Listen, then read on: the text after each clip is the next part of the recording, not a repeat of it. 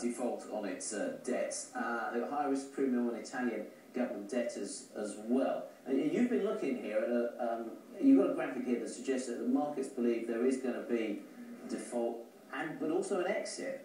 Yeah, exactly. Yeah, a couple of things. I mean, first of all, if you look at market prediction websites, there's one in particular, I'm not sure if you can get the graphic up or not, that basically it's where people put money behind their views in terms of the probability of one or more countries leaving the Eurozone, and you can actually choose which maturity. You can actually bet on this end of 11, 12, 13, or 14. You can actually put money behind your view, and right now people are putting money behind views such that probability of one or more countries leaving the Eurozone by the end of 2014 is somewhere between 60 and 70%.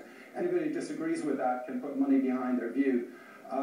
You know, it's interesting, that's sharply at odds with what we're hearing out of some large bulge bracket banks that are arguing that the consequences of one or more countries leaving the Eurozone are so grave that it's extremely unlikely.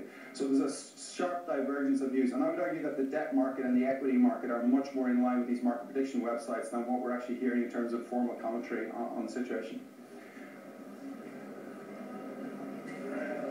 Where can we put the fire breaks in to prevent that happening?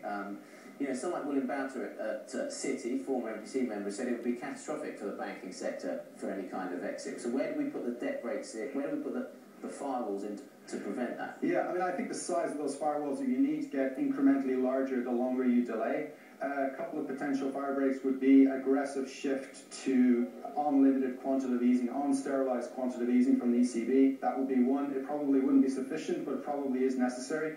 The second would be some move towards some kind of fiscal integration of treasuries across Europe. I'm not a macroeconomist, but that, as a banks analyst, it would seem to me that that is at least a necessary condition.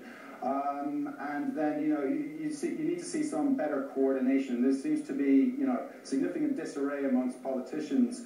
Paul Krugman, actually, on his blog, actually referenced the tendency for politicians in Europe to double down on failed policies, to extent zombie economics is what he calls it. Essentially, they have nothing to lose by doubling down on positions, because if they were to change their view, it would be damaging for them personally. So I think we're really struggling with dysfunctional politicians right now. And investing in the market right now is, to some extent, trying to anticipate how dysfunctional the politicians will be. That sounds like a great game, Cole. Yeah, I want to bring in Dana here because she has some interesting insights too. And we're talking about the difference between what we went through in 2008 and now. If we do sort of slip back into that recession, there would be differences. I mean, businesses are stronger now, right? Exactly. What we've seen overall, businesses' balance sheets are fortresses of cash. The volatility